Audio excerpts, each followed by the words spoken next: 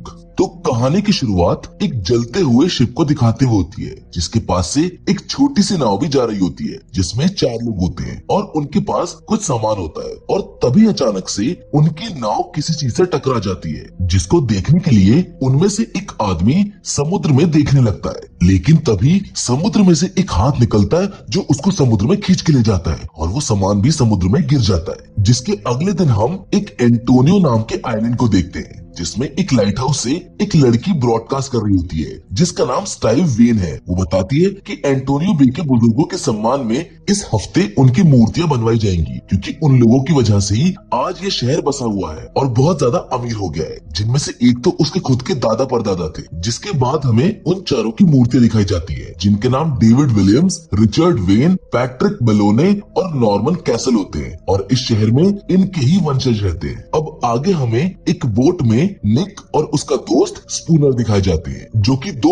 और लोगों के साथ वहाँ पर फिश पकड़ने के लिए आए थे। जिसकी थोड़ी देर बाद वो लोग वहाँ से जाने लगते हैं, मगर तभी उनकी बोट का एंकर एक पोटली में फंस जाता है, जो समुद्र में कई सालों से पड़ी हुई थी, जिसकी वजह से उनकी बोट डूबने वाली होती है। मगर कैसे न कैसे करके वो एंकर वहाँ से निकल जाता है और बोट बच जाती है। मगर उस एंकर से समुद्र में पड़ी वो पोटली खुल जाती है, जिसमें एक वॉच और एक कंघा भी होता है। अब आगे हम देखते हैं कि निक अपनी बोट का क्लच लेने के लिए मार्केट जाता है, जो कि उस हादसे में टूट गया था। जहाँ रास्ते में उसे एक लड़की मिलती है, जिसे लिफ्ट देने के लिए वो अपनी गाड़ी को रोक लेता है। पर जब वो उसके पास आती है तो उसे पता चल जाता है कि वो उसकी गर्लफ्रेंड एलिजाबेथ है, जो कि एंटोनियो आइलैंड से 6000 मील दूर रहती है। वो पूरे 6 महीने बाद निक से मिल रही थी। वो दोनों एक दूसरे को देखकर बहुत खुश होते हैं, जिसके बाद निक उसे भी अपने साथ क्लच लेने के लिए ले जाता है, जहां एलिजाबेथ के पास एक बूढ़ा आदमी आता है, जिसका नाम मैशन था। वो एलिजाबेथ को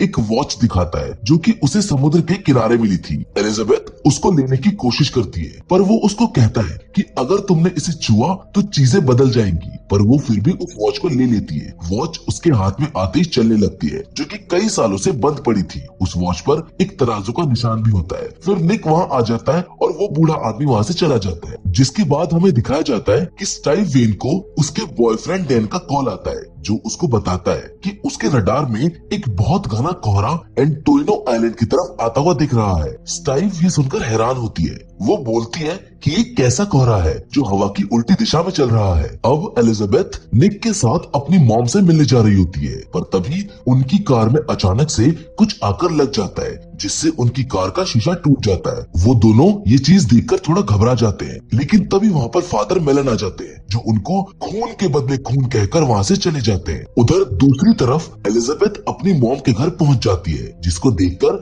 उसकी मॉम बहुत खुश होती है। लेकिन वो अपनी बेटी से कहती है कि तुम्हें मुझे आने से पहले कॉल करना चाहिए था, मेरा घर कोई धर्मशाला नहीं है। जिसे सुनकर एलिजाबेथ गुस्सा हो जाती है और वो गुस्से में वापस बाहर आ जाती है। निक अभी भी अपनी कार के साथ वहीं पर खड़ा था, जो समझ गया था कि एलिजाबेथ और उसकी मॉम के बीच में कुछ तो बात हुई है, इसलिए वो उसको अपने घर ले जाता है। और जब वो दोनों सो रहे होते हैं तो एलिजाबेथ को नाइटमेयर्स आते हैं, जिसमें वो पानी के अंदर डूब रही होती है और कुछ लोग उसको जलते हुए दिखाई देते हैं। यहीं पर हमें ये पता चलता है कि एलिजाबेथ को ये नाइटमेयर्स पहले से आते हैं और इसी वजह से एलिजाबेथ इस आइलैंड को छोड़कर चली गई थी। अब एलिजाबेथ अपने कंप्यूटर पर उसी तराजू के निशान के बारे में पता करने की कोशिश करती है, जो उसने वॉच पर देखा था, क्योंकि वो उसके नाइटमेयर्स में भी कई बार आ चुकी है। पर तभी अचानक से उसका कंप्यूटर खराब हो जाता है और उसके ऊपर पानी की बूंदें टपकने लगती है। और जब वो ऊपर देखती है तो उसको भीगे हुए पैरों के निशान छपे हुए दिखते हैं, जिनको फॉलो करते हुए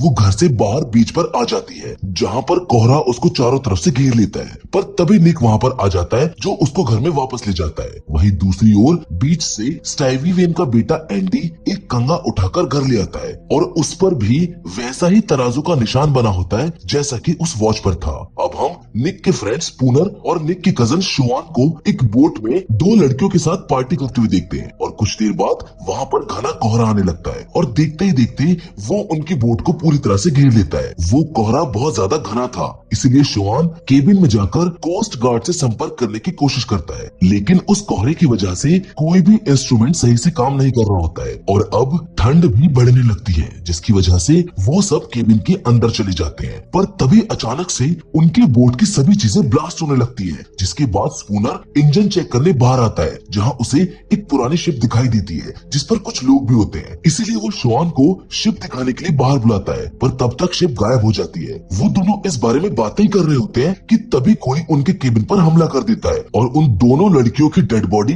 केबिन से सीधा बाहर आकर गिरती है, जिसको देखकर वो दोनों बहुत ज्यादा डर जाते हैं और तभी एक चाकू सीधा आकर शॉन की आंख में घुस जाता है, जिससे वो भी मारा जाता है। जिसके अगले दिन निक को अंकल हैंक का कॉल आता है और वो उसको बताते हैं कि स्पूनर कल रात से घर वापस नहीं आया है और वो उसकी बोट लेकर पार्टी करने गया था, जिसको ढूंढने के लिए निक और एलिजाबेथ एक बोट लेकर चले जाते हैं, जहाँ पर उनको उसकी बोट मिल जाती है। बोट की हालत देखकर वो दोनों समझ जाते हैं कि यहाँ कुछ तो गड़बड़ हुई है और तभी निक को शॉन की डेड बॉडी मिलती है, जबकि उधर ही नेट में समुद्र के अंदर उसे उन दोनों लड़कियों की डेड बॉडी भी मिल जाती है। जिसके बाद एलिजाबेथ स्पूनर को ढूंढते हुए बोट के अंदर जाती है, जहाँ फ्रिज के अंदर उसको स्पूनर मिल जाता है, जो कि कोहरे से डरकर फ्रिज में छुप गया था। फिर स्पूनर निक को बताता है कि कोहरे ने उन तीनों को मार डाला और वो उसी से डरकर फ्रिज में छुप गया था, लेकिन कोई भी उसकी बात का यकीन नहीं करता है क्योंकि वो अकेला था जो वहाँ पर बचा हुआ था। वही निक को उसी बोट से एक कैमरा मिलता है। उस कैमरे को वो एलिजाबेथ को दे देता है और बोलता है कि शायद इससे हमें कुछ मिल सकता है और इसकी मदद से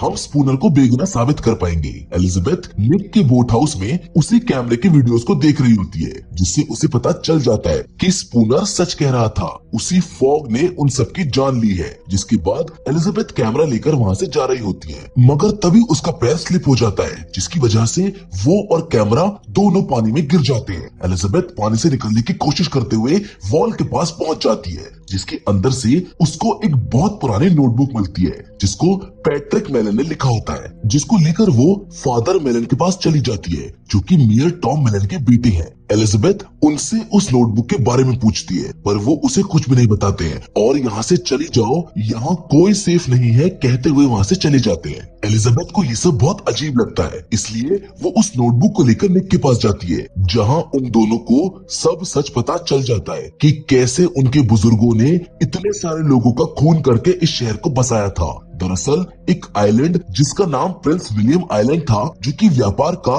एक बहुत बड़ा अड्डा हुआ करता था, जहाँ के लोग बहुत अमीर और समृद्ध थे, पर एक महामारी फैलने के कारण वो आइलैंड नष्ट हो जाता है। पर कुछ बचे हुए लोग एलिजाबेथ डेम नाम की शिप को लेकर वहाँ से एंटोइनो आइलैंड की तरफ चले जाते हैं, जहाँ पर उनका लीडर ब्लैक पैट्रिक मेलन से एक जमीन का हिस्सा खरीदने का कॉन्ट्रैक्ट करता है और उस कॉन्ट्रैक्ट के अनुसार उतनी रकम उनको देनी होती है। मगर पैट्रिक मेलन और उसके तीनों साथी, जिनका नाम डेविड विलियन, नॉर्मन कैसल और रिचर्ड वेन होता है, वो ब्लैक को गन पॉइंट पर ले लेते हैं और उसकी सारी धन दौलत छीन लेते हैं। वो उन सभी को उस शिप में बंद कर उसमें आग लगा देते हैं, जिसकी वजह से वो सब लोग जलकर मारे जाते हैं और इसलिए वो सब लोग अब उनके वंशजों से बदला लेने वापस आए हैं। उधर दूसरी ओर स्टाइव वेन को लाइट हाउस में दिखाया जाता है, जहाँ पर उसको अजीब सी आवाजें सुनाई देने लगती हैं और तभी उस कंघी की वजह से वहाँ पर आग लग जाती है, जो कि उसका बेटा बीच से उठाकर ले आया था। पर स्टाइव वेन आग को बुझा देती है, लेकिन जैसे ही वो आग बुझती है तो वो देखती है कि वॉल पर उसी तराजू के निशान बन गए हैं, जैसा कि उस कंघे पर थे,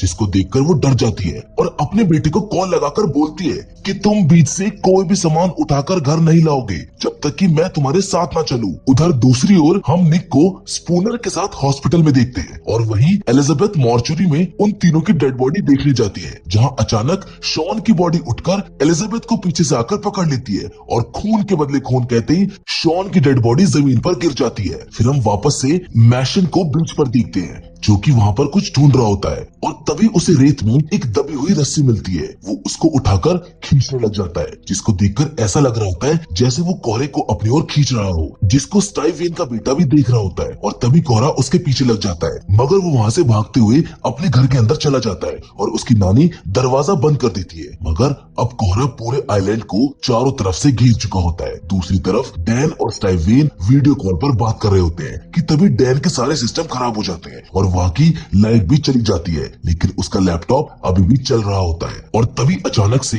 डैन के दरवाजे पर कोई दस्तक देता है। स्टाइवेन उसको दरवाजा खोलने से मना करती है, मगर वो दरवाजा खोलकर बाहर चला जाता है, जहाँ पर एक स्पिरिट उसको जलाकर मार देती है। स्टाइव ये देखकर बहुत ज्यादा डर जाती है और अपने बेटे को कॉल लगाती है, मगर कोहरे की वजह से वो अपने बेटे से कनेक्ट नहीं हो पाती है। जिसके बाद स्टाइव ऑन एयर आकर बोलती है कि ये एक इमरजेंसी है, मौसम विभाग में आग लगी है और डैन मारा गया है। अगर कोई मेरी आवाज सुन रहा है तो प्लीज मेरे बेटे को ढूंढो, कोहरे में कुछ है और मैं अपने बेटे तक नहीं पहुंच पा रही हूँ। जिसको निक रेडियो पर सुन लेता है और एलिजाबेथ को अपने साथ लेकर उसको बचाने उसके घर की ओर निकल जाता है। वहीं दूसरी ओर एंटोइन बे टाउन हॉल के बाहर अपने बुजुर्गों की याद में उन मूर्तियों को देखने के लिए काफी लोग इकट्ठा हो चुके होते हैं कि तभी पूरे शहर की लाइट चली जाती है। जहाँ दूसरी तरफ एंडी की मॉम स्टाइव भी घर जाने के लिए निकल जाती है, मगर रास्ते में उनकी कार अचानक बंद हो जाती है और तभी वहाँ पर कोहरा आ जाता है और पूरी कार को चारों तरफ से घेर लेता है। और तभी सामने से एक ट्रक उसकी कार को जोरदार टक्कर मारता है, जिसकी वजह से उसकी कार लुढ़कते हुए पानी में गिर जाती है। जहाँ स्टाइव पानी में से निकलने की पूरी कोशिश करती है, लेकिन तभी वहाँ पर एक स्पिरिट आ जाती है और उसका पैर पकड़कर उसको पानी में खींचती है, मगर वो अपना पैर छुड़ाकर कैसे ना कैसे करके पानी से बाहर आ जाती है। उधर एंडी की नानी यानी कि स्टाइव की माँ को एक आत्मा ने चलाकर मार दिया होता है और एंडी अपने नानी के जले हुए कंकाल को देखकर बहुत ज्यादा डर जाता है और अपने रूम में जाकर छुप जाता है। पर कोहरा उसके रूम में भी घुस जाता है और वो स्पिरिट एंडी को मारने ही वाली होती है, लेकिन तभी निक शीशा तोड़कर एंडी को बचा लेता है और उसको कार में बैठाकर वो तीनों वहाँ से एंटोइन बे टाउन हॉल की तरफ निकल जाते हैं। जहाँ रास्ते में उनका एक बोट से एक्सीडेंट हो जाता है, जिसके बाद वो लोग वहाँ से पैदल ही आगे बढ़ने लगते हैं और तभी एंडी की मॉम भी उनके पास आ जाती है, जो एंडी को गले लगा लेती है। जिसके बाद वो सब मिलकर एंटोइन बे टाउन हॉल के अंदर चले जाते हैं, जहाँ पर एलिजाबेथ की मॉम और मेयर टॉम मेलॉन भी होते हैं। पर थोड़ी देर बाद स्पूनर और फादर मेलॉन भी वहाँ पर आ जाते हैं और वो सारे खिड़की दरवाजे बंद कर देते हैं, लेकिन तभी अंकल हैंक की बॉडी टाउन हॉल में आकर गिरती है, जिसकी वजह से अब कोहरा भी अंदर आ जाता है, जो सबसे पहले एलिजाबेथ की मॉम को मार देता है, जो कि डेविड विलियम्स की बेटी होती है। फिर बारी आती है फादर मेलन की, जिसको एक स्पिरिट बहुत बुरी तरह से मार डालती है। जिसके बाद ब्लैक टॉम मेलन को मारता हुआ एक कब्रिस्तान में ले जाता है, जहाँ पर वो सब स्पिरिट्स होती हैं जिन्हें इन सभी के पूर्वजों ने मार दिया था। और फिर ब्लैक टॉम मेलन को कॉन्ट्रैक्ट पेपर देता है। ये वही कॉन्ट्रैक्ट पेपर था जो इनके पूर्वजों ने ब्लैक के साथ किया था, और वो कॉन्ट्रैक्ट पेपर देने के बाद ब्लैक टॉम मेलन को भी आग लगाकर मार देता है। इन सबको निक और एलिजाबेथ छुपकर वहीं से देख रहे होते हैं। जिसके बाद एलिजाबेथ ब्लैक के भूत के पास जाती है और ब्लैक भी उसके पास आ जाता है और तभी वो एलिजाबेथ को किस करने लग जाता है और फिर एलिजाबेथ भी एक स्पिरिट बन जाती है। दरअसल एलिजाबेथ ब्लैक की वाइफ का पुनर्जन्म होता है और इसी वजह से उसको वो नाइटमेयर्स आते थे और वो वॉच भी इसीलिए उसके हाथ में आते ही चलने लगी थी, क्योंकि वो वॉच उसी की थी। इन सारी चीजों को निक खड़ा हुआ देख रहा होता है और देखते ही देखते वो सारे स्पिरिट्स और एलिजाबेथ गायब हो जाते हैं। अब सीधे यहाँ से सीन कट होता है और हमें अगले दिन का सीन दिखाया जाता है, जहाँ पर हम स्टाइव वेन और उसके बेटे को लाइट हाउस में देखते हैं, जहाँ पर स्टाइव सबको बता रही होती है कि कल क्या क्या हुआ था। ये सुपरनैचुरल एक्टिविटी उनके शहर में पहली बार हुई थी, जिसका कारण क्या है ये किसी को नहीं पता, और हर चीज एक ना एक दिन वापस जरूर आ जाती है। मतलब अभी भी खतरा टला नहीं है। और अब निक भी उस नोटबुक को समुद्र में फेंक देता है, इसी कोशिश में कि शायद अब ये डेडली कोहरा उनके शहर को परेशान नहीं करेगा। और इसी के साथ ये फिल्म यहाँ पर खत्म हो जाती है।